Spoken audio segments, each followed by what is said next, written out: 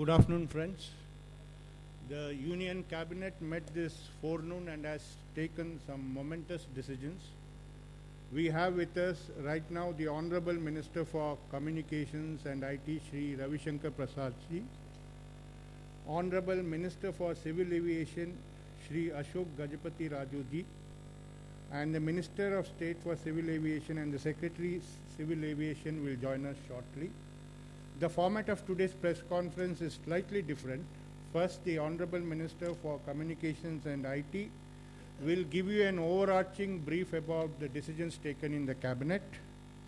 After this, we'll take some brief questions from you, as after that he will have to leave to catch a flight. Thereafter, the Honorable Minister for Civil Aviation will make his opening remarks, followed by Secretary Civil Aviation, who will give you a comprehensive presentation on today's subject, which you all obviously know. After the presentation, we will have a question and answer session again. A gentle request to keep your mobiles on switch off mode or silent mode, please. And when you want to ask questions, please raise the placards that are kept in front of you. Over to the Honorable Minister. मित्रों नमस्ते।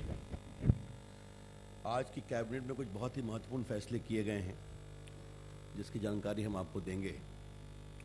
और जैसा कि Frank ने बताया, last में भारत के इतिहास में बहुत ही ऐतिहासिक घटना हुई है। नेशनल सिविल एविएशन पॉलिसी को हमने अप्रूव किया है। उसके बारे में विस्तार से मित्रवत माननीय मंत्री अशोक गजपति राजू जी और उनके सचिव प्रेजेंटेशन देंगे और एमओएस उस पर चर्चा करेंगे। मित्रों, आज cabinet committee on economic affairs ने पंजाब में Kharar Ludhiana section of national highway 95 इसके 4 और 6 लेनिंग को मंजूरी दे दी है।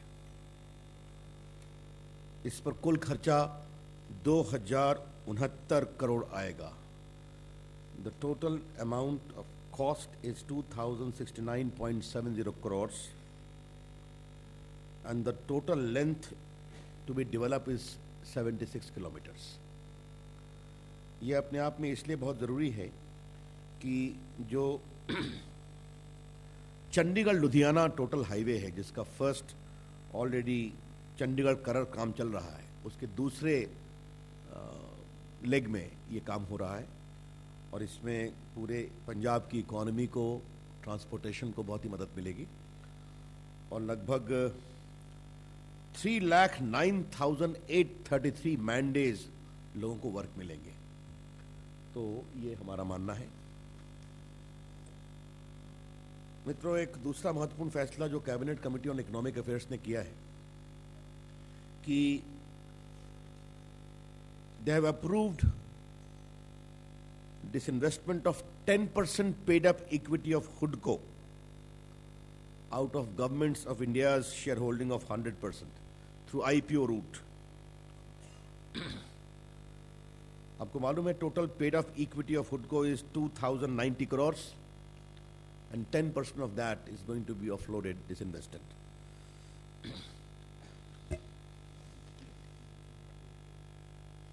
And the net worth of the company, HUDCO, is 7,800 crores.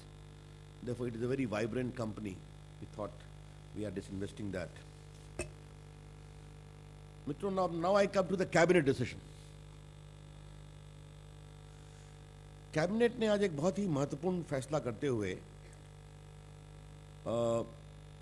जो polymetallic sulphides between India and international seabed authority के बीच में एक कॉन्ट्रैक्ट हुआ है, जिसके अंतर्गत India has been given the right to undertake exploration and developmental activities in the sea in the allotted area of 10,000 square kilometer.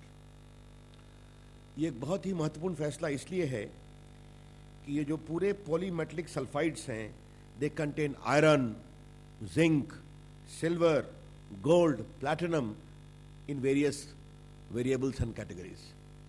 तो इस कॉन्ट्रैक्ट के अप्रूवल के बाद भारत को ये अधिकार मिल गया है कि 10,000 स्क्वायर किलोमीटर में डीप सी बेड में इसको एक्सप्लोर करें। तो India will become an important sea power as far as mineral exploration under sea is concerned. तो एक बहुत ही महत्वपूर्ण फैसला है, और आपको मालूम है कि international seabed authority is a UN body which works in coordinating these things. दूसरा, भारत की साइंटिफिक ड्रिलिंग इनिशिएटिव को आगे बढ़ाते हुए the cabinet has approved the Indian membership of International Continental Scientific Drilling Program. इसमें एक कंसोर्शियम है जिसमें एक Helmholtz centre, Potsdam, GS, German research centre है जियो साइंसेज में, आपको स्टेटमेंट में मिलेगा. तो इसके कारण India would be in a position to get exposed to internationally renowned experts in this field of geo drilling and getting the benefits of that. मित्रों, आज दो और महत्वपूर्ण फैसले हुए हैं ताइवान के साथ रिश्तों की मजबूती के बारे में. पहला रिश्ता हुआ है कि कैबिनेट ने एक्स पोस्ट फैक्टो अप्रूवल दिया है of the MOU between Taipei Economic and Cultural Center in India and India Taipei Association in Taipei for cooperation in the field of agriculture and allied activities. ये तो एक बात हुई है. और दूसरा एक महत्वपूर्ण फैसला हुआ है signing of air service agreement between Taiwan and India, and this has been approved between Indian Taipei association in Taipei, India's representative office in Taiwan and Taipei Economic and Cultural Centers in India. आपको पता है कि Taiwan और भारत के बीच रिश्ते बहुत मजबूत हो रहे हैं. And you know, this Foxconn company is coming to India in a very big way. And since I handle also electronic manufacturing, I know it for certain that India's and Taiwan's cooperation in the field of electronic manufacturing is also rising immensely. Now the agriculture activities and air connectivity is going to reinforce the growing nature of our relationship. So these two I thought I must convey to you. आज हमने एक और फैसला किया है कि इसरो और Canadian space agency के बारे में आउटर स्पेस में कोऑपरेशन हो, उसमें एक MOU को हमने अप्रूव किया. इसमें इंडिया और कनाडा के प्लान ऑफ एक्शन बनाएंगे, कोऑपरेटिव प्रोजेक्ट्स बनाएंगे. What is important today for you to note is that today's decisions reflect upon deep sea exploration, outer space exploration, and also geo drilling exposures. Therefore, India's scientific innovations in all the three fields is on top gear. That is important for you to note. आज cabinet ने एक और महत्वपूर्ण फैसला करते हुए जितने भी आपके non teaching and public health specialist of central health services हैं, इनके रिटायरमेंट सुपरएनुएशन का एज 62 साल से 65 साल करने का फैसला किया है. And doctor of general duty medical officers and sub cadre of health services medical officers to 65 years. ये हमने इसलिए किया है, जैसा आपको प्रधानमंत्री ने पहले संकेत दिया था कि देश में डॉक्टरों की कमी है, अतः इसको ध्यान रखते हुए डॉक्टरों की सेवा विस्तार का विषय विचाराधीन था और आज कैबिनेट ने उसको अप्रूवल दे दिया.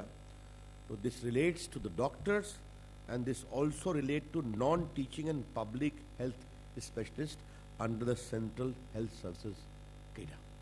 तो ये एक महत्वपूर्ण फैसला था जिसको हमने आपको बताया.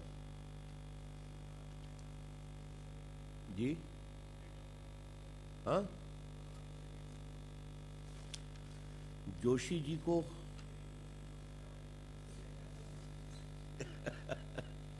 हिंदी में दोहराऊं कि इंग्लिश में दोहराऊं, ये बता दीजिए आप. मैं हिंदी में बोलता हूं. भारत सरकार में डॉक्टरों की कमी को ध्यान रखते हुए और स्वास्थ्य सेवा के विस्तार की चिंता करते हुए कैबिनेट ने यह फैसला किया है कि सेंट्रल हेल्थ सेवा के डॉक्टरों की सेवा अवकाश की अवधि 62 से बढ़ाकर 65 की जाए, और ये लाभ जो नॉन टीचिंग और पब्लिक हेल्थ स्पेशलिस्ट भी हैं सेंट्रल हेल्थ सेवा स्कीम में, उसको भी इसका लाभ दिया जाए. तो देश भर में जो केंद्र सरकार की स्वास्थ्य सेवा संबंधी पूरी कार्यप्रणाली है उसमें एक स्थायित्व रहे, स्टेबिलिटी रहे, उस दिशा में प्रयास किया गया है।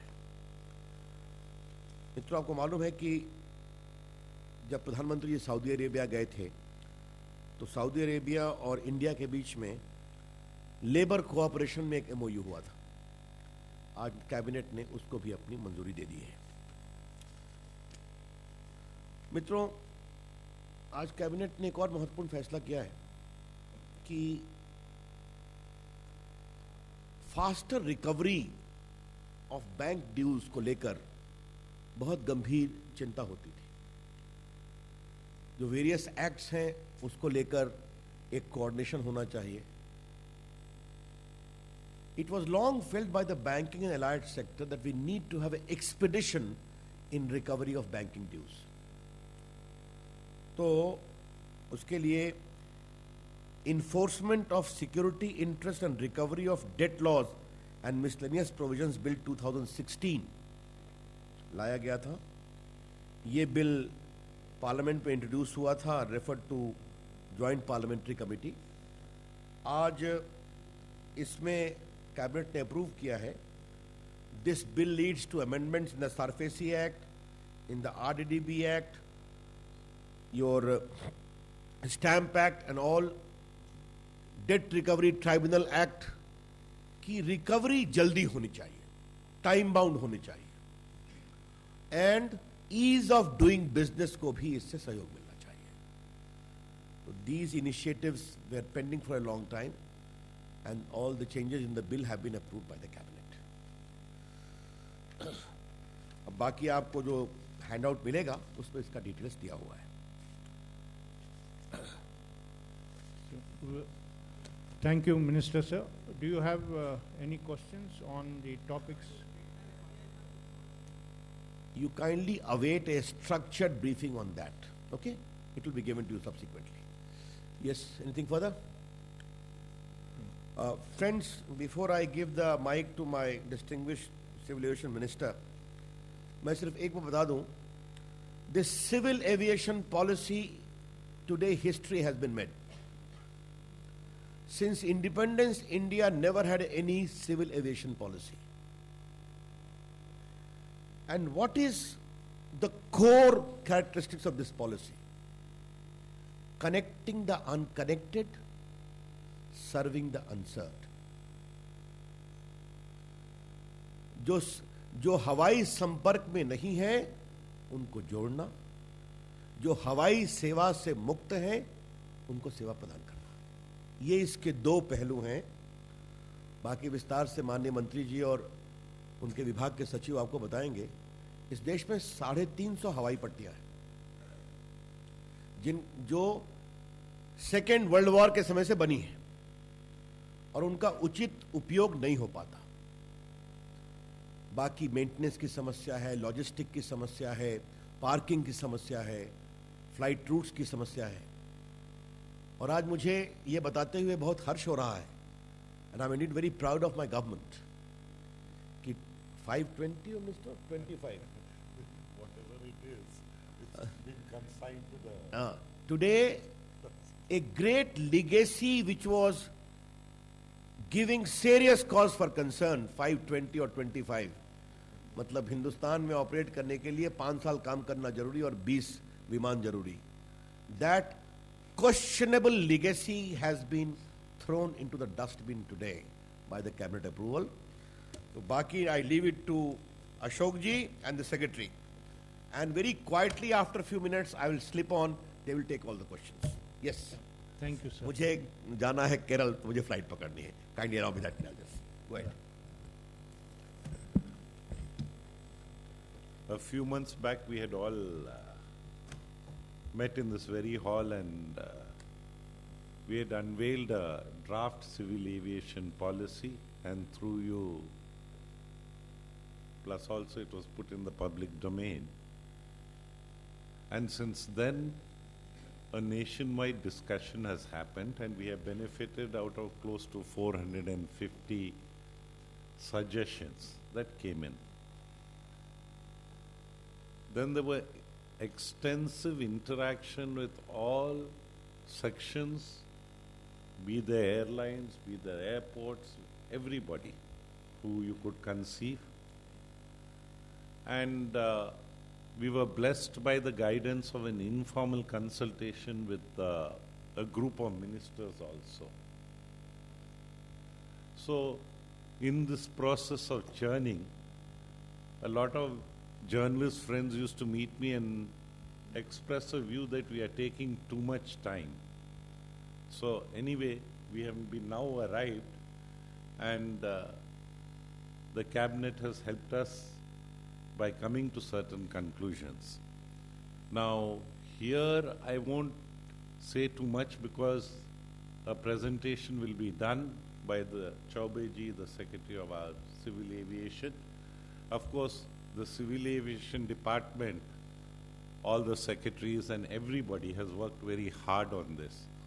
But the centerpiece of it is the commitment in the BJP manifesto of making regional connectivity a reality. So we kept it as a centerpiece, and the whole policy has been worked around it. After this presentation, we would be taking questions from you. आप कुछ कहेंगे? Huh? So Before the presentation starts, just now Gadpati said कि some journalists were complaining that there is a delay in declaration of this civil aviation policy.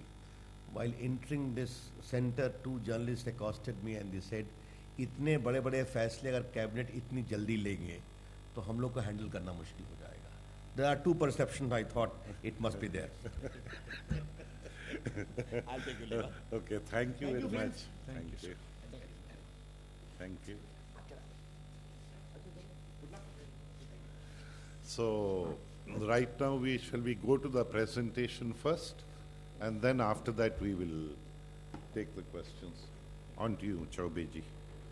So just before the presentation, I take this opportunity to formally welcome the Minister of State for Civil Aviation, Dr. Mahesh Sharma ji. Sir, now over to the Secretary for presentation.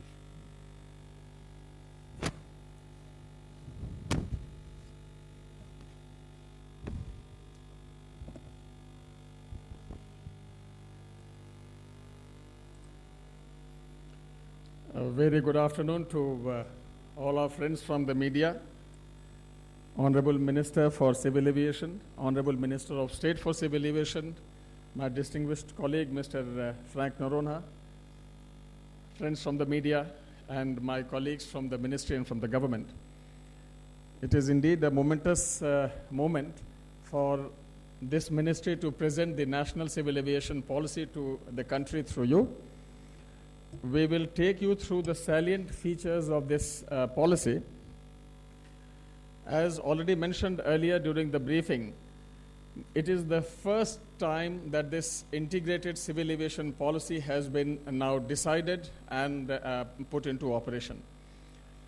There have been several attempts in the past to draft such a policy, and the last such attempt was started, for example, in 2004. There was Naresh Chandra Committee report, on the basis of which a draft civil aviation policy was drafted. It started in 2004. The civil aviation policy went to the cabinet in 2007. At that time, the civil aviation policy was referred to the group of ministers, which had about 4 meetings. Then in 2008, the group of ministers referred that policy to the committee of secretaries. And unfortunately, that's where the matter rested till the time that we restarted this process about 8 months ago. As you are aware, we put this draft civil aviation policy in public domain for consultation 7 months ago.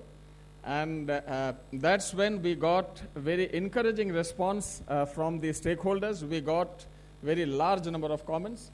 And after taking into account those comments, as well as the feedback given by the experts, we then once again went through this national draft policy. As Honorable Minister said, we also had the benefit of informal consultations with a group of ministers and individually with the entire spectrum within the government. And this is, at the end of it, we have been able to come forward with a policy which is indeed very, very progressive, and it will be a path-breaking policy as far as the quantum growth in the civil aviation sector is concerned, as I will be putting across to you now. The fulcrum on which this policy stands is the first bullet. This is the instruction which was given to us by Honorable Prime Minister. The flying is treated as something which belongs to the rich. Honorable Prime Minister said that we must prepare a policy which will make it possible for an ordinary Indian to start flying. This was the direction which he has given to us, and I'm happy that we have been able to weave a policy which will fulfill this directive. Apart from the requirement of taking flying to masses, the policy also addresses other issues. For example, we are proposing to create an ecosystem which will promote tourism, because as you are aware, tourism and flying go hand in hand. It will lead to tremendous growth in employment generation, and it will also lead to a balanced regional growth, because there are very many airports and airstrips which are in comparatively backward parts of the country, which will then get revived. This will lead to regional connectivity, and of course, we have done several things in the policy which will lead to ease of doing business and transparency, which is the mantra around which this government functions. The policy covers 22 areas. These areas are already known to those of you who would have taken the trouble of going through the draft civil aviation policy. So these 22 areas have been woven together in a very integrated and harmonious manner, with a single objective, as I mentioned earlier, of taking flying to the masses. Let me highlight now some of those 22 items. It will not be possible to highlight all of them. The civil aviation policy itself will be on the website very, very shortly, but the highlights are as follows. As far as the regional connectivity is concerned, the policy envisages that the scheme, regional connectivity scheme, will be put into operation in the second quarter of 2016-17. That is the quarter of July, August, September. We will be rolling out this scheme. The most important point is that we are looking at an airfare of about rupees 2,500 per passenger for 1 hour of flying. Now here let me take you through a small piece of statistic. You may probably be aware that in our country, in the last calendar year 2015, the total number of domestic ticketing was 80 million, 8 crore. In our country, the middle class population alone is 35 crore. So it means a typical middle class Indian flies once in 4 years to once in 5 years, even though he has got a disposable income which certainly enables him to buy a ticket at least once in a year. But nevertheless, he is not able to fly even once a year. He flies once in 4 years. When we started analyzing as to why this is happening, we came across two barriers. The two barriers were, firstly, the airport is not located close to his place of work or his place of stay. Obviously, no one is going to drive down or travel for 5 hours, 6 hours just to catch a flight. The airport must be close to his place of work or place of stay. The second barrier was that flying from a regional area normally will be expensive, and therefore that becomes a significant barrier. We had therefore to tackle these two barriers, bring them down so that the airport comes close to your house and the ticket is affordable, and that's what we have done. The way we have gone about it is as follows. We found a gold mine of 350 unused airstrips and airports, which, as was mentioned earlier, were built during and after the Second World War. In fact, at many of these airports and airstrips, there was absolutely no activity, so much so that the cattle used to grow there. Now today, if we have to go and acquire land through the Land Acquisition Act for creating an infrastructure of 350 airports in our country, it will take a very, very long time. It will require lakhs of acres to be acquired, and it will be a humongous task. But here was a gold mine which was right sitting there. Therefore, the first thing that we decided was that we must attempt to revive these dormant airports and airstrips so that the airport comes close to your house. That was the first thing. That's what is indicated here. Now, obviously, we are not going to simply go out and start reviving all the airports irrespective of the demand. Therefore, the revival of the airports in a phased manner will be demand driven, meaning thereby that where the state governments, where the requirements of tourism, where the requirements of airlines indicate that yes, this is an airport which needs to be revived, then such airports based on demand will be revived. Then viability gap funding will be provided, and I'll come to that little later. You will find that in order to bring down the cost of flying to 2,500 rupees per hour of flying, it is necessary to give large number of incentives. Otherwise, the cost will remain very, very high. And those incentives are, there will be no airport charges, no landing, no parking, no navigation charges at the airports which are connecting, for the planes which are connecting an unserved airport with a served airport. There will be no such charges. There will be a reduced service tax initially where 90% abatement is given, which means only on 10% value of the ticket, the service tax will be charged. The effective service tax, therefore, comes to about 1.2%. So the service tax on tickets will be about a little more than 1%. The excise duty on aviation turbine fuel, which is picked up at the unserved airport, will be just 2%. So the idea is to bring down all the costs due to taxation. The state government will provide police and fire services free of cost. As you are aware, each of these items add to the cost of the airport, thereby adding to the cost of the flying. So these are the concessions which will be given. And for this purpose, the last bullet as you see here, the states will be required to bring down the VAT on ATF to 1%. Today, you may be aware that VAT ranges from 4% to 29%. It's a very, very high VAT rate. Delhi Airport, for example, has got a VAT on ATF of 25%.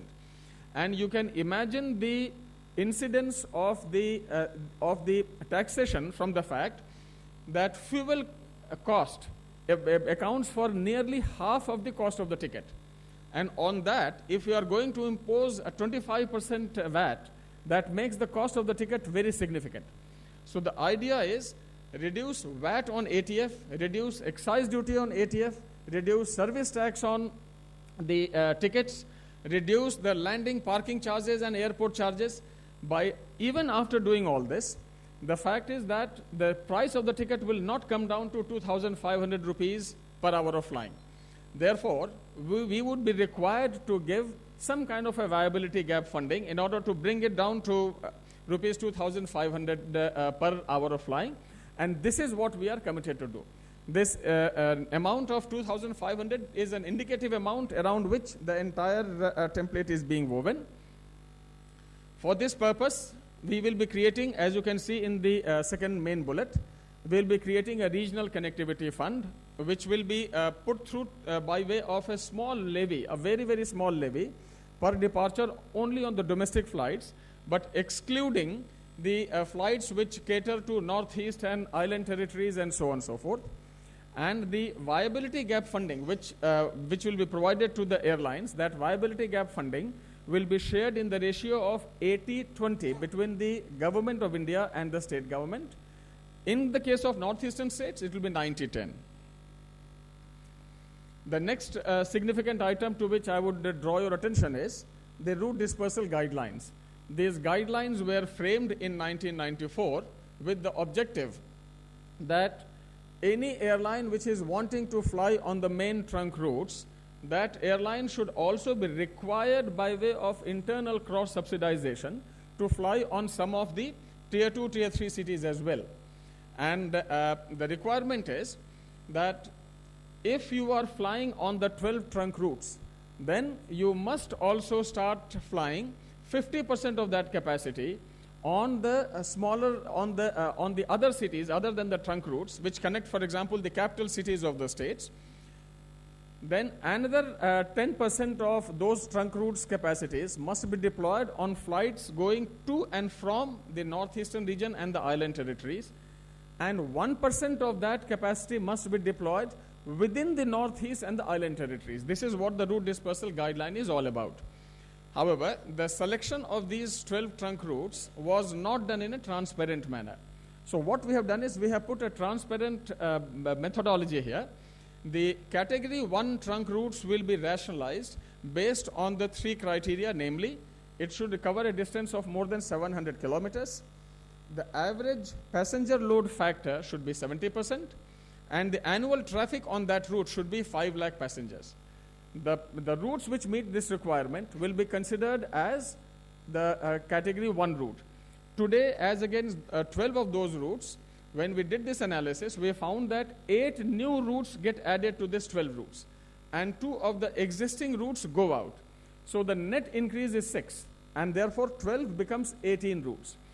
Now, because 12 becomes 18, because the base becomes bigger, therefore to that extent, the airlines will be required to serve in percentage term, percentage remains the same, but in number of flights, they will be required to provide more flights to the northeast, to the island territories, and so on and so forth. So that is one significant change which has been done. For category 3, it has been brought down from 50 to 35, because you would remember, as I mentioned earlier, the regional connectivity scheme serves the similar purpose. Because regional connectivity scheme is coming, we did not wish to burden the airlines too much, and therefore, while we have made that possible, we have brought down the percentage here. This revised categorization will apply from the winter schedule of 2017. The idea is we need to give sufficient time to the airlines to rework their routes and then to take appropriate measures for that. And this revision of the classification of the routes will be done once in 5 years. And any withdrawal or any revision in the routes in the northeast or elsewhere, they just have to intimate us. But at all times, they will be required to meet the RDG stipulations. Now, there has been this issue relating to 5/20 rule, as all of you know. This rule required that you cannot fly for 5 years. Now, this is something which was now considered odd, because we wanted the airlines to start flying quickly so that there is greater competition. And that is why the revised rule says that all airlines can commence their international operations provided they have 20 aircraft. Once they get 20 aircraft, they don't have to wait for even a day. If there is an airline which within the, let us say, first few months, it acquires 20 aircraft, within first few months of getting the air operator's permit license, it can straight away begin flying. There is no time barrier on this. However, we are also now requiring that while they will be free to fly without waiting for 5 years period, they must also deploy at least 20% of their capacity for the domestic operations. The third very progressive thing which is being done relates to the bilateral traffic rights. Now, as you are aware, there are 109 countries with which we have the bilateral traffic agreements. It is called Air Service Agreement. And these are from time to time negotiated and renegotiated periodically. What we are now doing is we are going to be very, very progressive, and we are going to say that all the countries which are located beyond 5,000 kilometers from Delhi, with those countries, we will have on reciprocal basis, which means only if those countries also agree to give us the open sky facility, then for such of those countries, we will have open sky agreement in order to enable unlimited number of flights between the two countries to happen. As far as countries within 5,000 kilometer radius is concerned, there will, and if our carriers, domestic carriers, have still not completed and used up their part of the bilateral rights given to them, then for such airlines and for such countries, the methodology for additional entitlement will be worked out by a committee headed by the Cabinet Secretary, and based on that, further negotiation will be done. Once the domestic airlines also substantially use up the bilateral rights available to us, then of course the bilateral negotiations will be done as per the normal process. Because when both sides have used up their entitlements significantly, then we don't have to wait for anything else, we just go ahead and negotiate. The next item is ground handling policy. This particular, the decision on this item has been driven by just one single consideration, and that consideration is the policy should be such which brings down the operational cost of airlines. That is the one single parameter. Because once the operational cost comes down, the price of the ticket will come down. And therefore, the government has decided that all the airlines, domestic airlines, will be allowed to do self-handling. Without, of course, in any way breaching the security requirement, all the domestic airlines will be allowed to do self-handling. Once they do self-handling, then of course that cost will come down, because then they do not have to outsource it to anybody. However, the airline will have the choice to do either. If the airline thinks that at some airport, the number of flights which they are operating is so few that they cannot maintain a ground handling operation of their own, then they can outsource it at that airport to any other ground handling agency. So the airline will have a choice, and wherever you have a choice, it leads to efficiency and reduction in cost, leading to lower tickets. As far as airport development is concerned, the government will encourage development of airports in all possible manners. That is to say, through Airports Authority of India, through the state government, through the private sector, and through the public-private partnership mode. In all modes, the airport development will be pushed. The tariffs of all the future airports will be calculated based on a hybrid till basis, where 30% of the non-aeronautical revenues will be used up for subsidizing the aeronautical costs. And once it is used for subsidizing the aeronautical costs, the cost of flying will go down. So you would have noticed that in slide after slide, on issue after issue, we have been driven by the requirement that we must bring down the cost of flying, we must bring down the cost of tickets. And this is yet another example and an effort in that direction. Once again, in order to protect Airport Authority of India's existing airports, if that airport has not been saturated, and this is important, if the airport has not been saturated and yet another airport is sought to be brought within 150 kilometers, then Airport Authority of India will either be compensated for the loss of revenue and loss of business from the existing airport, or Airport Authority of India will be given a right of first refusal or equity participation.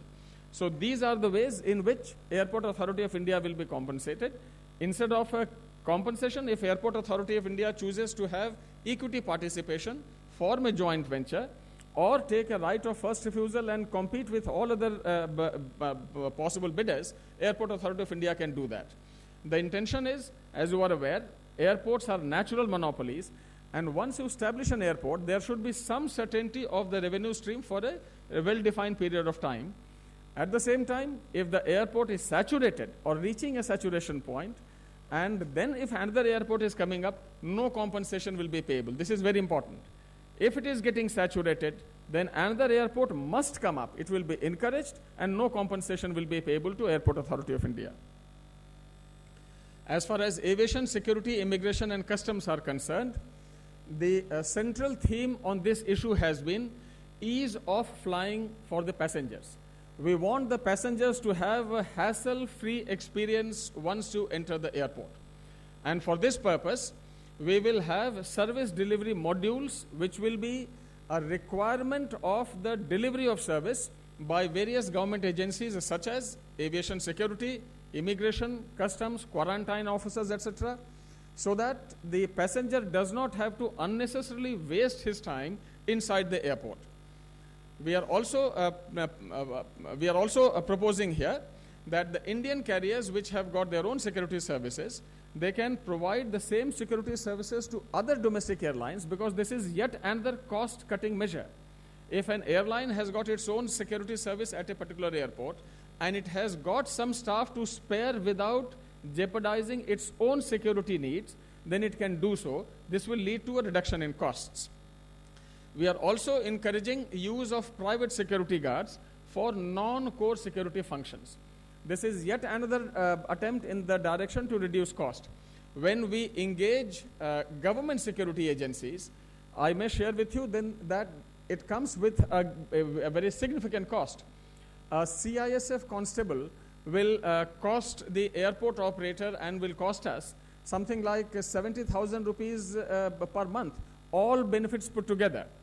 On the other hand, if we are able to do that through private security agencies, then the cost comes down, but we will do that only for non-core functions. The core functions will still be performed by the government security agencies, and there will be no compromise on the security requirements. We are also saying that we will encourage ex-servicemen to come up for such work. So if there are security agencies which employ ex-servicemen, which get registered under the Act which Ministry of Home Affairs has, and which gets accredited by the Bureau of Civil Aviation Security, then that kind of security agency having ex-servicemen can come up and provide this service. This is another very significant and important item. In our country, the helicopter numbers are very, very low, very, very low. And we are proposing to give a very big fillip to the helicopter service, for which we are doing two significant things. Firstly, we will have a separate helicopter civil aviation requirements issued by Director General of Civil Aviation. Today, unfortunately, it was clubbed with the fixed wing operations. Now, obviously, the two are completely different. So we are creating and we are drafting a completely different regulatory framework for helicopters which suit helicopters. And the second thing which we are doing, as you can see on the third bullet, is that for airspace which is below 5,000 feet and which is outside prohibited airspace, this is important. If it is outside prohibited airspace, then for such helicopter operations, they do not need any great clearances and so on and so forth. They can just intimate the air traffic control and take off. This facility will be very, very useful because, as we are aware, helicopters normally they will fly below 5,000 feet.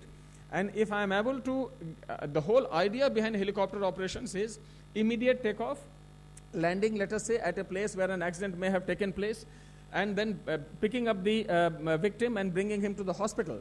Now, if he has to file for various clearances, then naturally precious time is lost. So the idea here is to make helicopter operations as smooth and as devoid of unnecessary regulations as is possible. This will lead to very significant growth in helicopter operations. Together with this, we will be liaising with Ministry of Railways, Ministry of Surface Transport, and other government agencies, and to see whether we can, and even the insurance companies, to see whether we can set up a system where helicopter operations are made and embedded in part of the economic framework for those ministries. If someone is constructing a road, can we say that a part of the toll from that road goes for insuring the victims, and then helicopter services become possible? So we will be doing this kind of a dialogue with various user ministries to ensure the growth of helicopter services. As far as charters are concerned, today charters are permitted, as you can see in the last bullet, for inclusive tour packages, which means it includes that passenger comes here, he must indicate the place he is going to stay, all that is part of the package itself, and then he goes back after a particular time. This is somewhat restrictive, and therefore we are going to make charter flights easier on both for the passengers as well as for the charter operators. As far as maintenance, repair and overhaul are concerned, in our country, as you can see from the first bullet, the size of this business is about rupees 5,000 crore. And of this, 90% goes outside the country. It is a pity that our aircraft from within the country have to go to neighboring countries for maintenance work, when the technological skills available within the country itself are really remarkable. The reason why that was happening was because of certain taxation-based issues and the issues relating to the charges which airport operators levy on MROs. So to bring down those items, as you would have noticed, Honorable Finance Minister in the budget speech had provided for certain concessions in the customs duty. So customs duty on tool and tool kits have been made available, zero customs duty on that. On spare parts, the procedure has been simplified. Instead of asking for the certification from various agencies, a single point certification will be sufficient for quick movement of and quick release of the imported items. We are also proposing, and this has been done in consultation with the MRO Association, to ensure what kind of ecosystem that can be created for making the business to happen. And based on that, those proposals have been indicated here. We will be also taking up the matter with the state governments for reducing the VAT on the MRO services. We will be providing adequate land for MRO service providers in all future airports and heliports. And the last is very important, where airport operators will be asked to bring down the royalty and additional charges on MROs. The whole idea is that instead of our planes flying outside India to neighboring countries, the neighboring countries' planes should come to India, and we should become something like an MRO hub, an MRO capital in this part of the world. Why should we not do this? Why should our aircraft go outside? So that is the idea behind these measures. This is the last slide. The requirement towards very high quality skill, that is a very high paying job and a high quality skill, is roughly 3.3 lakh in about another 9 years' time. We have to provide adequate skill building infrastructure to ensure that such high quality skills are put in place. And the entire policy on this is hinging on this aspect. We will be working with the Skill Development Council of India to ensure that this happens. The last bullet, you would see that there are about 8,000 unlicensed pilots. They have spent lakhs of rupees in acquiring the commercial pilot license, acquiring CPL, and unfortunately they have not been able to get a job. As you are aware, most of these young men and women who have spent so much money, they go for pilot training immediately after school, and as a result of which, if they remain jobless, they don't even have a graduate degree in their hand for applying for job anywhere else. Therefore, what we are now attempting is, with budgetary support from the government, we will try to see whether we can set up simulators for type rating of the CPL holders. These young boys and girls who have had CPL but who have not got type rating done because of additional costs involved, we would try to set up simulators to ensure that the type rating for them can be done so that their job prospects improve. They can get jobs either within the country, or of course they can go and become the pilots elsewhere outside the country as well. So this will go a long way in the bringing down the unemployment which is there in the CPL holders. These were some of the broad areas, most important areas which are there. Obviously, for want of time, we are not putting all the 22 items which is there. But then this is, we would welcome your questions on this. At the end of this all, what is important is that we expect the ticketing, which is today at 80 million passengers, 8 crore ticketing per year. From 80 million passengers, it should go to at least 300 million passengers in 5 years, which means there will be a growth of 4.5 times, or 3 times, 4.5 times, for 4 times, 4.5 times in the passenger ticketing. Today in our country, I am very happy to tell you, the growth rate of domestic ticketing has been 22% in 2015-16 as compared to 2014-15. I have often been told that this growth has been made possible because of the fall in crude prices. But I would like to tell you, ladies and gentlemen, that the fall in crude prices has happened all over the world. It has not happened only in India. And that fall in crude price, in spite of that fall in crude prices, you would be surprised to know that the growth rate average in the world is just 5%. And our nearest competitor's growth rate, that is China, it is at 12%, as against 22% that our country has achieved in the last year. It shows the tremendous progress which has been made by the civil aviation sector. Our airlines are making profits. The Air India has also made operating profit in the year which has gone by for the first time. So these are the indications that civil aviation sector has taken off. And while we may be very happy with the 22% growth rate which we have achieved in the last year, imagine if this growth rate goes from 22%, it may go to 60%, 70%, if our ticketing has to go from 80 million to 300 million in a matter of 5 years. So this is what this policy has attempted, and this is what this policy is now scheduled to achieve. So let me welcome you to the world of affordable, convenient, cheap flying, and please spread this word around, because the people of this country need to know about the tremendous work which has been done for making flying available to them. Thank you very much, and now you are welcome to ask questions and supplementaries. Thank you, Secretary Sir. Friends, we will put the presentation on the website. Also, there will be a press release which will also be put on the website. But in spite of all this, if you have any questions, most welcome. Yeah. Let's start with 71. Yeah. Anuja Banerjee, CNBC TV 18. While you have decided now to sort of modify the 5/20 rule, which was of course very, very contentious, something that even Mr. Ravi Shankar Prasad mentioned, I'm curious to know, why did you still retain the 20 aircraft clause? Can you just help us understand the thinking and the reasoning behind it, please? Thank you. You see, there are ships of convenience around the world. We would like Indian players to serve Indian skies. So we figured that that's a good level of having aircrafts which will serve Indian skies and be an Indian player, a responsible player, also to fly abroad. If you have any suggestions alternatively, we could think about something in the future, but that's a level that we have arrived at.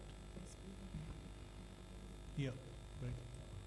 Hello, मैं Lakshman CNBC आवाज से ये 2500 रुपए air cab करने का जो आपने दिया है, इसमें लिखा है अबाउट 2500, जो क्या है 2500 से ज़्यादा भी जा सकता है, और एयर फेयर क्या 1 घंटे के हर तरह के सफर पर होगा, या फिर टियर 2 सिटी से टियर 2 सिटीज के लिए होगा, या फिर नॉन मेट्रो के लिए होगा, या दिल्ली से किसी टियर 2 में जाते हो वहाँ होगा, उसको तो राइट। देखिए, रीजनल कनेक्टिविटी स्कीम एक बहुत महत्वाकांक्षी योजना है, जिसमें माननीय प्रधानमंत्री जी का विजन, हमारे मंत्री श्री गजपति राजू जी के इनिशिएटिव और अधिकारियों का बहुत बड़ा योगदान लेकर कि किस तरह देश के 35 करोड़ मध्यम वर्गीय परिवारों तक हम हवाई यात्रा का सपना जो उनका बहुत बड़े लोग लिए रहते हैं उसको पूरा करें।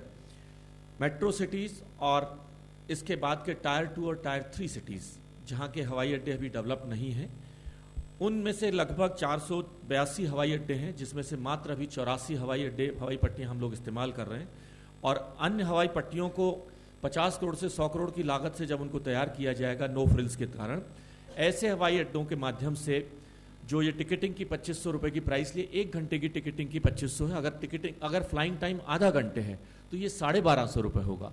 किसी भी कीमत पर वर्तमान व्यवस्था में 1 घंटे के फ्लाइंग टाइम में 2500 से 2600 रुपये नहीं होगा, और जिसमें एक कनेक्टिंग रूट जहां पर ये जाएगा वह टायर 2 सिटी होना जरूरी है। जैसे मान लीजिए भटिंडा आप कहना चाहते हैं, जैसलमेर आप कहना चाहते हैं, बीकानेर आप कहना चाहते हैं, बरेली आप कहना चाहते हैं, कुछ ऐसे हवाई अड्डे होंगे जिनको हम टायर 2 और टायर 3 सिटीज़ की कैटेगरी में, उन हवाई अड्डों को कुछ चीज़ें अपने आप भी छोड़नी होंगी, जैसे उनके ऊपर एयरपोर्ट चार्जेस नहीं लगेंगे, वहाँ जो एयर ट्रैफिक फ्लूइड लिया जाएगा, एयर टर्बाइन फ्लूइड लिया जाएगा, उस पर वैट 1% से ज़्यादा नहीं होगा, उस पर एयरपोर्ट जो वहाँ की स्टेट सरकारें हैं, जो वाइबल गैप फंडिंग जो भारत सरकार का सिविल एविएशन मंत्रालय देगा, उसका 80% वाइबल गैप फंडिंग भारत सरकार देगी, लेकिन 20% वह एयर स्टेट जिसमें वह हवाई अड्डा स्थित है वह देगी। नॉर्थ ईस्ट स्टेट में यह 10% और 90% है। 90% भारत सरकार देगी, 10% इसका उस राज्य को देना होगा। तो मेरा ख्याल है कि ये विषय क्लियर है कि एक कनेक्टिंग रूट जिसमें ये हवाई अड्डा जाएगा वो टायर 2 और टायर 3 सिटी में होना ज़रूरी है, सिर्फ मेट्रो सिटीज़ में नहीं। सर एक छोटी सी क्लैरिटी इसी के ऊपर और चाहिए, बेस फेयर पे होगा या बाकी सारे टैक्सेस इंक्लूड कर ले जाते हैं जिसमें ATF है और दूसरे? Can I supplement before? You see, I just wanted to add what my colleague has said. You see, on the airline side of it, it is going to be 2 streams of income. One is the ticket and one is the viability gap funding. And this process has to be transparent, and it will be transparent. Yeah, you. Suggest इसी पे clarity चाहिए थी, ये base fare पे होगा या बाकी सारे चार्जेस भी एडिट कर ले जाते हैं, जैसे एयरपोर्ट चार्जेस होता है जिसमें कि एटीएफ चार्ज होता है, बाकी सारे चार्जेस होते हैं। मैं आपको बतलाता हूँ इस बारे में। इसके बारे में आपने नोटिस किया होगा मेरे प्रेजेंटेशन में कि the only tax rate is service tax which is about 1.2%. So, frankly, tax itself element is absolutely minuscule. 2,500, we are proposing that it will be inclusive of taxes. Sir, आपने कहा कि regional connectivity जुलाई से सितंबर के quarter में होगा। क्या ऐसे airports की पहचान की गई है जहां शुरुआती तौर पर इसकी जो है ये स्कीम लागू होगी? जो आपने कहा कि 50 या 100 करोड़ के कॉस्ट पे एयरपोर्ट डेवलप करेंगे, तो शुरुआती तौर पे ऐसे कौन कौन से एयरपोर्ट होंगे जहां ये शुरुआत होगी? प्रथम चरण में हमने लोग करीबन 50 से 80 एयरपोर्ट्स हैं जिन पर हम 50 से 100 करोड़ रुपए की लागत से नो फ्रिल्स एयरपोर्ट, जिसे हम कहते हैं विदाउट गोल्डन प्लेटिंग एयरपोर्ट्स, हम तैयार करेंगे, जिससे खर्चों को कम किया जा सके।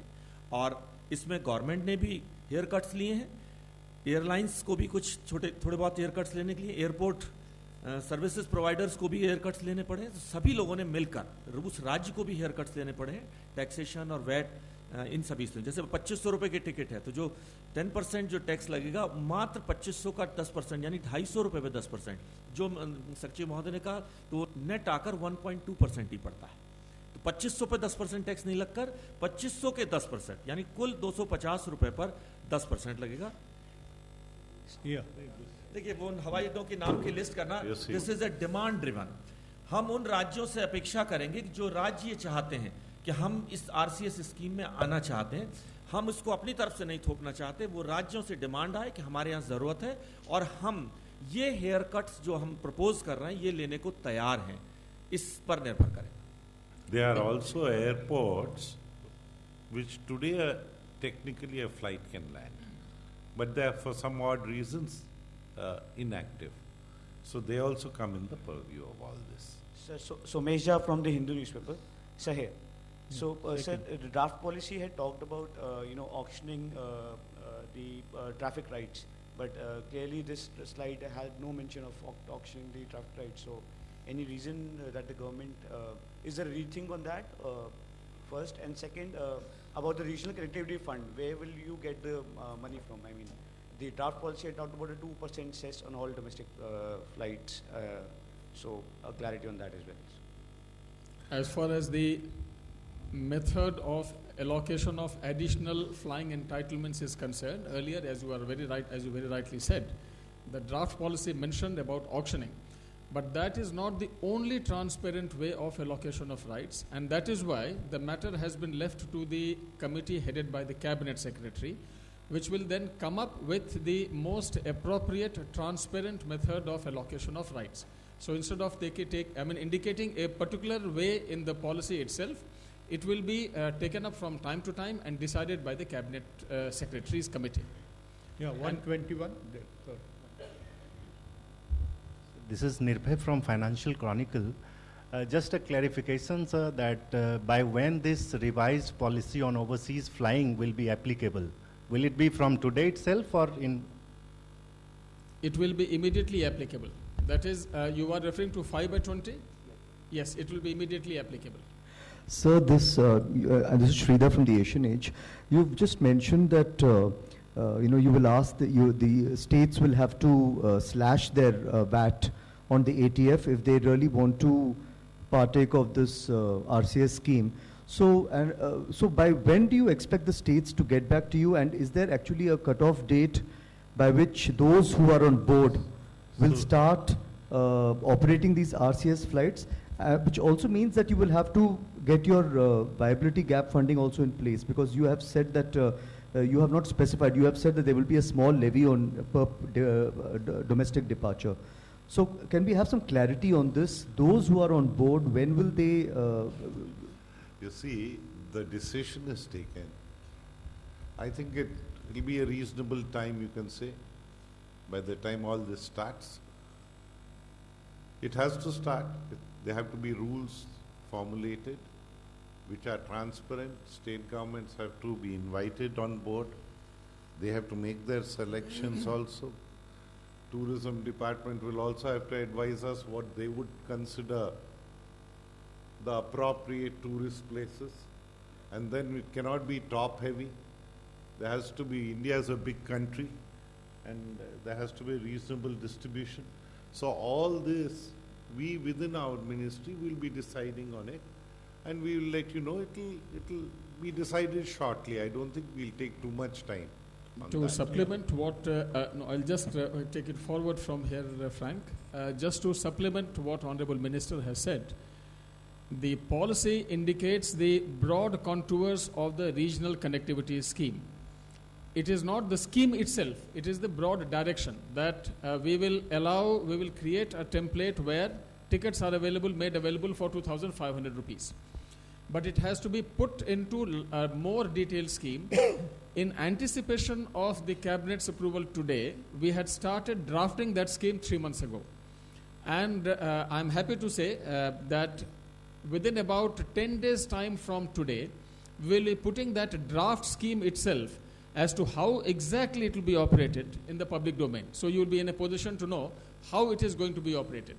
As far as the states are concerned, our expectation is that any state government which is keen that regional connectivity should happen quickly in their state, they should immediately come forward, tell us, and they have been already approaching us, but they will come forward and tell us, saying that in our state, such and such airports, we are making the VAT 1%, please include it in the list of airports to be revived.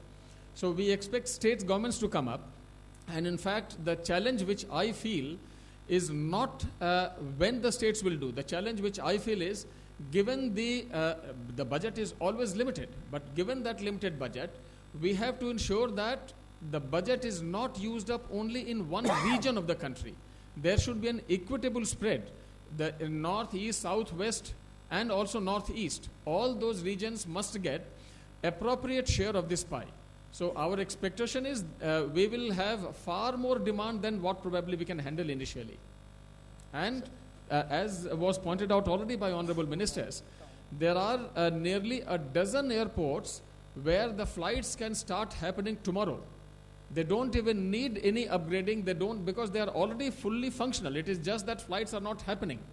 So if we provide money from 1st July, the flights can in fact happen from 1st July if our scheme is ready by then, which will be the case.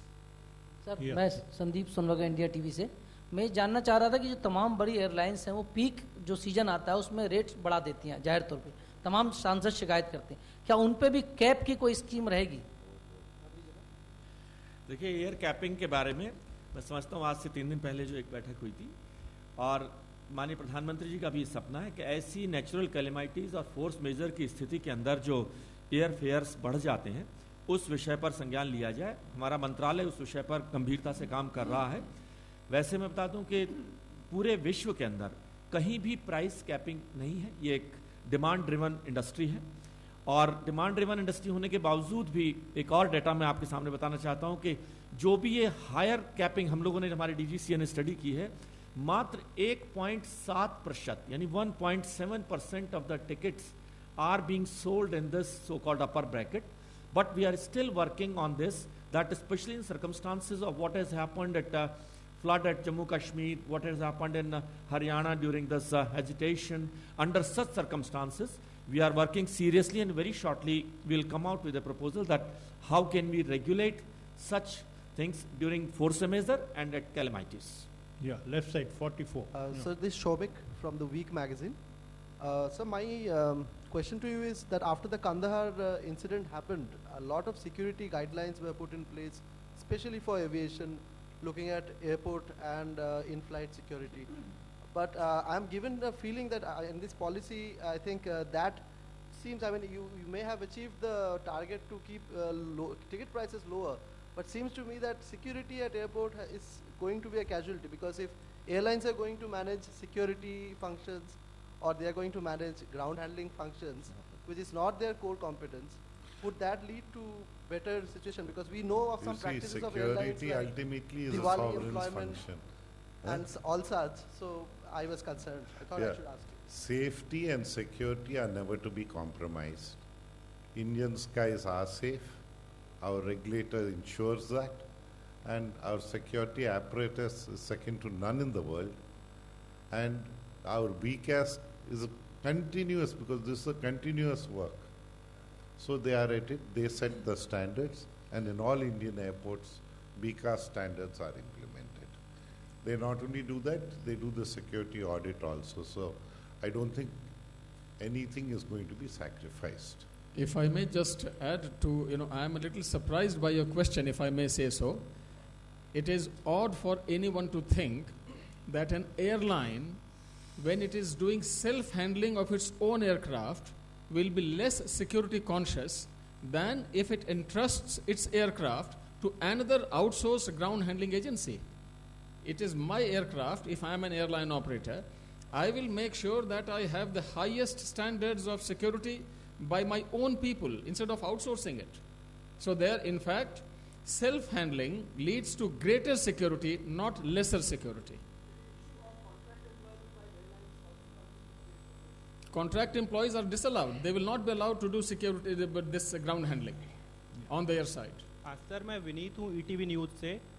मैं जानना चाहता हूँ कि regional connectivity बढ़ाने की बात हो रही है, लेकिन अभी एक कोलकाता अंडाल दिल्ली जो एयर इंडिया की फ़्लाइट है उसे बंद कर दिया गया है प्रॉफिट नहीं होने के कारण। तो क्या इसे फिर से शुरू किया जाएगा? देखिए, जैसा बताया कि ये सारी इंडस्ट्री डिमांड ड्रिवन है। अब इस रीजनल कनेक्टिविटी के माध्यम से जब फेयर प्राइस कम हो जाएंगे, मान लीजिए 6,000 रुपये के प्राइस में हो सकता है कहीं ट्रैफिक लोड नहीं मिल रहा है, जब ये कीमत 2,500 रुपये हो जाएगी किसी एयरपोर्ट की, तो हो सकता है ट्रैफिक लोड बढ़ जाए। और ये 2,500 रुपये कीमत रखने का मकसद भी यही है कि वरना हमें ऐसे बहुत सारे एयर रूट्स चलाने पड़ रहे थे, 2-3 महीने बाद 4 महीने बाद जब ट्रैफिक नहीं पहुँचता था, तो कोई भी एयरलाइंस, एयर इंडिया भी उसी का एक हिस्सा है, वो भी बंद करने के लिए मजबूरी होगी। Yeah, sir, there are already reports that Air India has been, making preparations in terms of aircraft, etc., in anticipation of this policy. How are you going to ensure that private airlines also in it? And my second question is, who will decide on this viability gap funding? Will it be on the basis of inputs from the airline, the center, or the state government? Because there could be different perceptions, on what this viability gap funding ideally should be. A transparent process will be evolved, and airlines desirous of participating will participate. The scheme is under formulation and it will be made known through you to everyone. So there should not be a problem on that. There's no compulsions here that you must and you must not participate. It will be open to all airlines to buy. Those who want to see an economic opportunity there, they will participate. If I may also add that informally, I have been receiving inquiries from manufacturers from all over the world which manufacture small aircraft, saying that they wish to come and they wish to ensure that their small aircraft becomes the main carriers. What we have been telling all those people, all the foreign manufacturers of small aircraft is that when they come here to sell the aircraft in the country, they should sell not just their aircraft, but an entire ecosystem. The ecosystem consisting of an efficient but low-cost aircraft, number one. Number two, repair and MRO facilities for that particular type of aircraft. Number three, simulators for training of the cockpit crew for that particular type of aircraft. And fourthly, attractive leasing options. So once all these four things are come together as a package, then obviously that deal becomes very, very interesting. And that's what we have been telling all the aircraft manufacturers who have been coming, and they have been so excited by this regional connectivity scheme, which has been put out in the public domain 5 months ago as part of the draft scheme. And they have been coming. Similarly, quite a few of entrepreneurs who have actually not owned an airline earlier, they have also been coming and saying that they would like to start possibly with just 3 aircraft in the beginning. And they have been making inquiries. I am very happy that it has created this kind of buzz even before the scheme, the policy has been approved. Yeah, this gentleman, yes. Sir मैं विजेंद्र बोल रहा हूँ ABP Ananda से।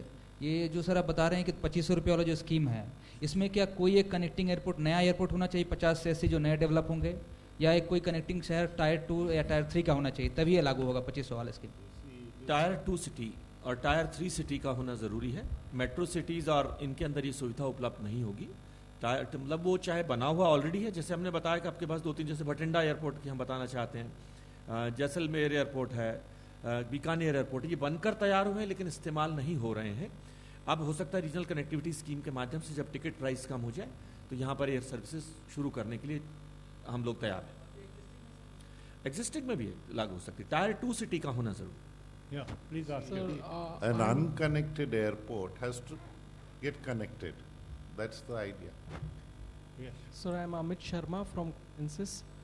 Sir, I wanted to know how many states have been forthcoming in reducing the VAT on ATF. Draft policy came in and the edge of this. Also, we are given to believe that a lot of states offers for offering subsidized power, other infrastructure for setting up new airports in their states, especially the low-cost ones.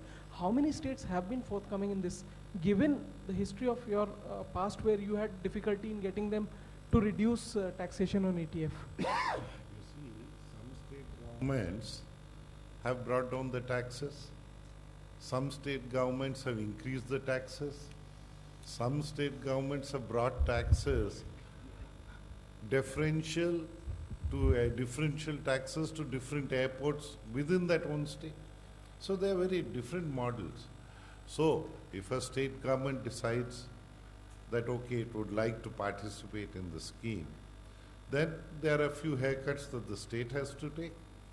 The government of India also has to take a few haircuts as far as taxation is concerned, and this viability gap funding will be available to them as per the scheme. That's it. Please remember, if I may just add, please remember that at the unserved airports today, there is no business happening. Not a drop of ATF is being sold. Not one passenger is getting into the aircraft. There is no flight. Therefore, it is absolutely going to cost nothing to the state government if they make ATF 1% over there, the VAT at 1%, because there is no business. Therefore, there is not even a notional loss of revenue. And therefore, I expect the state governments actually to be falling over each other to say that please, please give us a larger share of the pie. There is absolutely no loss of the revenue to the government, state governments. Hi, sir. Tuesh Mishra here from Bloomberg Quint. Something we wanted to understand about the regional connectivity scheme. Is it 2,500 rupees per hour, which means that if there is a 2-hour flight, it will translate to 5,000 rupees, or will it be limited only to 1-hour flights? No, there is no such limitation on what is called stage length. There is no such limitation.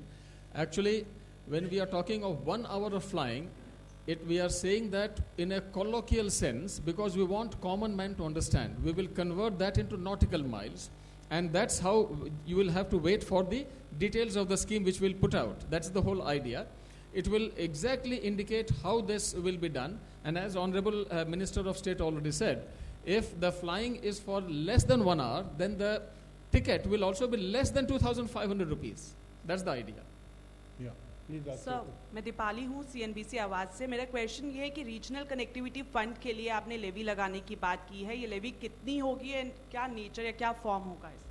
You will have to wait for the draft scheme which I mentioned. It will be a very, very small levy. It will be a very small levy. It will be insignificant. In fact, in such during such times when the crude prices are ruling soft, this will not even be felt by anyone.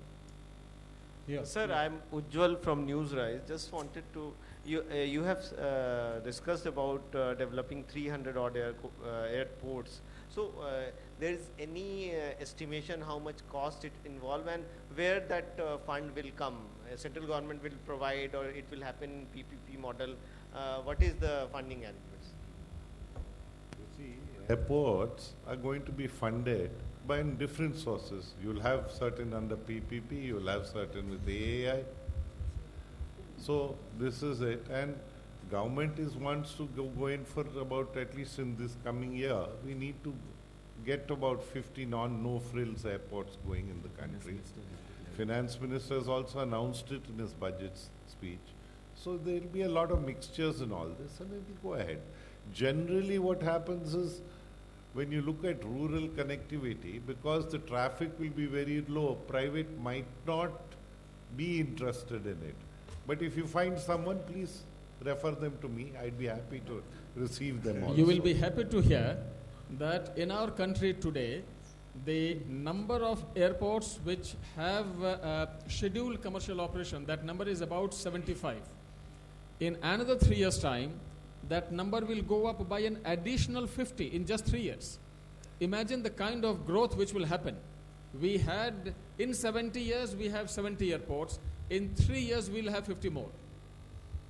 Yeah, please ask you. Sir, this side, Krishna from Andhra Jyoti. I want more clarity on that 2,500 per 1 hour. This thing.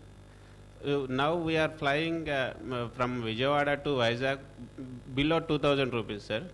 Because of this news cap, 2,500, we must pay that 2,500 or what? Question in the language of you see, we are not going to push up rates. This is what I was exactly saying when they were talking about caps. Because caps will definitely floors get this thing. So we have no intention to push up rates anywhere. But this scheme is for unconnected places to a connected place.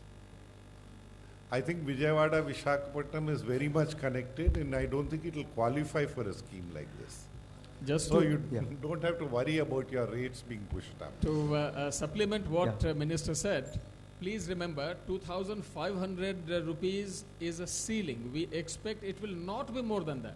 If someone is wanting to charge less than that, of course, he is most welcome. Secondly, we expect that when the scheme opens up, after the consultation and when we finally approve the scheme and it is notified, we expect that based on the demand, if there are airline operators or new entrepreneurs which wish to operate on certain routes, if there is more than one party which is interested, we will carry out bidding, and whichever party is asking for least amount of viability gap funding will be awarded it.